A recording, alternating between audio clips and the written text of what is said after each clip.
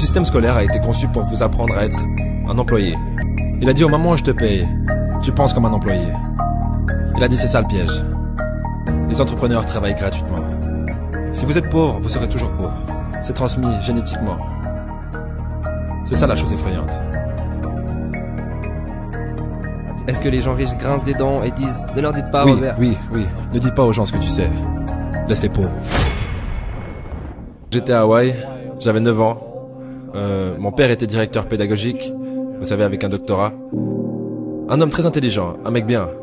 Et pour une certaine raison, nous avons déménagé de l'autre côté de la ville. Et j'ai été dans une école avec des enfants riches. Quand soudainement, j'ai réalisé que j'étais pauvre parce que c'est relatif. Vous savez, comme Einstein l'a dit, tout est relatif. Et donc je me souviens lever la main quand j'avais 9 ans, en parlant à ma professeure de CM1. J'ai dit, quand est-ce qu'on va apprendre des choses sur l'argent? Et elle a dit, on n'enseigne pas l'argent à l'école. J'ai dit, pourquoi pas?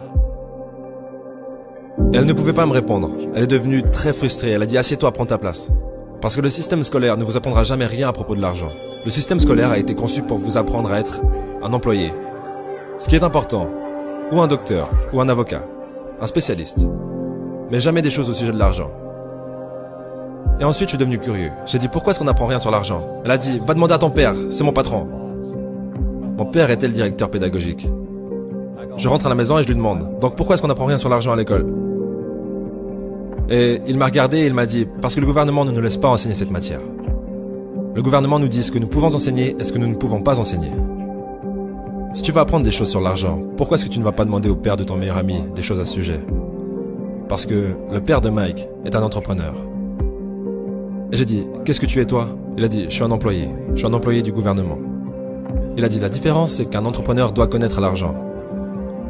Ou alors il n'est plus entrepreneur. Et il a dit, un employé n'a rien à connaître sur l'argent. Parce que le gouvernement s'en occupera et l'entreprise s'en occupera. Donc, ça a été la fin de mes années d'école parce que je comprenais ce qu'est un faux professeur. Un faux professeur est quelqu'un qui veut juste un travail. Et ils enseigneraient n'importe quoi. Vous savez, ils enseigneraient comment cirer des chaussures si vous dépayez plus. Mais ils ne savent pas vraiment ce qu'ils enseignent. Et dans la vie, l'une des choses que je suggère aux gens, vous devez trouver un vrai professeur plutôt qu'un faux professeur. Et un faux professeur, c'est quelqu'un qui ne fait pas ce qu'il enseigne. Et un vrai professeur fait ce qu'il enseigne tous les jours.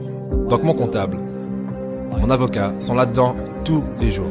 Et c'est comme ça que j'ai appris, parce que chaque jour je résous des problèmes dans mon business. Donc j'étais ce gamin, complètement confus. Mais j'ai suivi le conseil de mon père, et je suis lentement allé au bureau du père de Mike. Et finalement, avec de la persévérance, mon père riche a commencé à m'enseigner des choses sur l'argent, à une condition.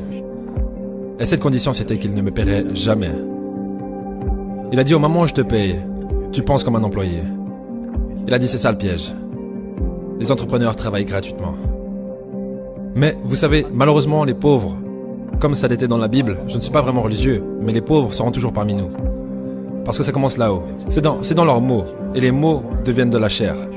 Parce que les riches, les pauvres, la classe moyenne, la pauvreté commence par une attitude fondamentale.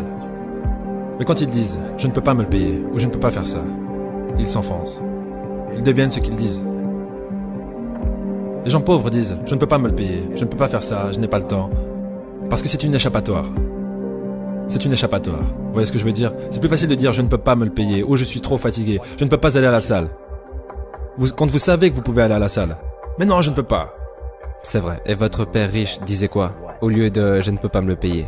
Comment est-ce que je pourrais me le permettre? Comment je peux faire ça? Vous savez, qu'est-ce que ça demanderait? Ou pourquoi est-ce que je devrais faire ça? Il dit, une question ouvre l'esprit. Une affirmation ferme l'esprit. Donc vous voyez, quand vous dites « je ne peux pas me le permettre », votre esprit se ferme. Et vous devenez ce que vous dites. Vous savez, les gens disent « eh bien l'argent n'est pas vraiment important pour moi ». Alors, si l'argent n'est pas important pour vous, l'argent n'est pas important pour vous. Je veux dire, tu vois ce que je veux dire? Je m'en fiche de l'argent. L'argent s'en fiche de toi. Vous savez, les mots deviennent de la chair. Oh, je ne serai jamais riche. Ou le préféré, les riches sont égoïstes. Ce sont les pauvres qui sont égoïstes. Si vous y pensez. Parce que pour être riche, vous devez donner quelque chose. Je dois produire des livres ou des jeux. J'achète des biens immobiliers, je fournis des logements. Je crée des emplois et tout ça. C'est pour ça que je suis riche. Mais les gens égoïstes ne produisent rien.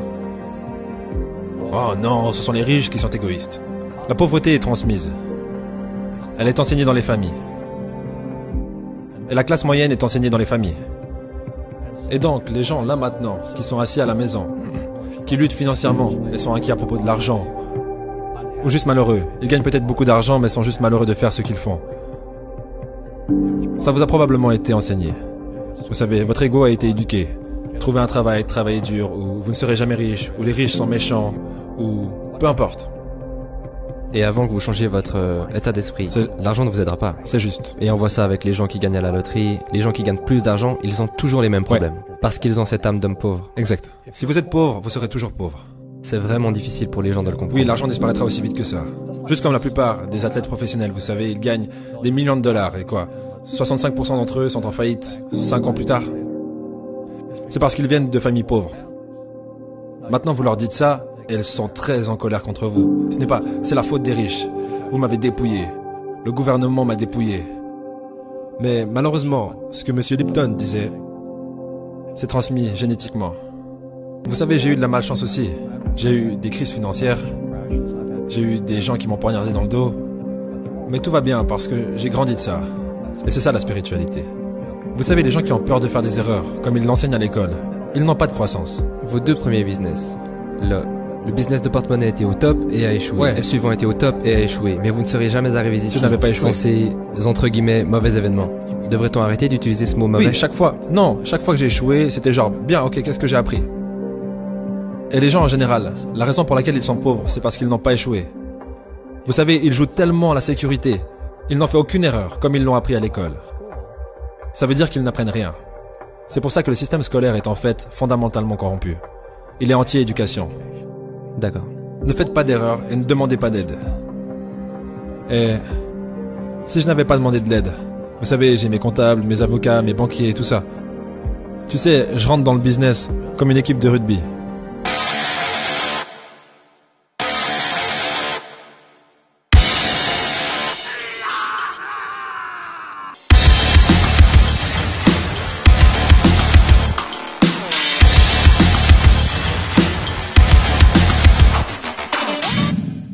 C'est boum boum. Et en botte d'écu.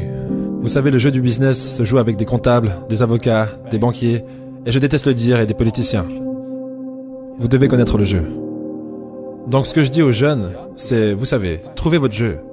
Donc mon jeu financièrement, c'est le business en numéro 1 et en second l'immobilier. Et c'est pour ça que je ne paye pas de taxes. Et c'est pour ça que Trump ne paye pas de taxes. Légalement. C'est une combinaison de business et d'immobilier qui nous donne un avantage injuste sur les employés.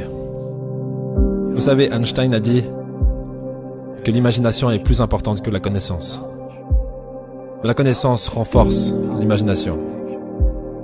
Et c'est ce dont la plupart des gens manquent. C'est de la vraie connaissance du business. Comme la comptabilité.